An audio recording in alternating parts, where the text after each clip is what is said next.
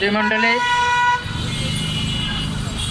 ধর্ষণ, নির্যাতন, বলাৎকারের প্রতিবাদে কংগ্রেস আয়োজিত মানববন্ধনের সংগ্রামী সভাপতি, মহাসচিব, সভাপতি, নেতৃবৃন্দ, সুধীমণ্ডলী, ভাই ও বোনেরা, আপনারা জানেন একটি গণতান্ত্রিক পরিবেশ বান্ধব বৈষম্যহীন যদি দেশ গঠন না করা যায় তাহলে কোনো সমস্যারই সমাধান হয় না।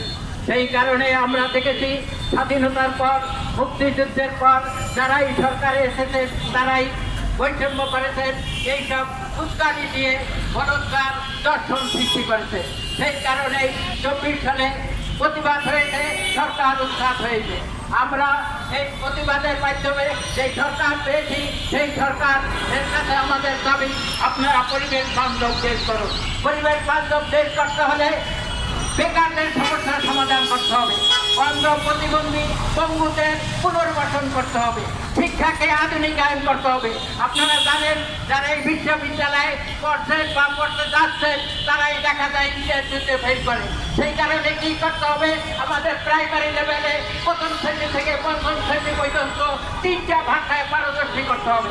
তাহলে আমি মনে করি এই যে শিক্ষায় আধুনিকায়ন হবে।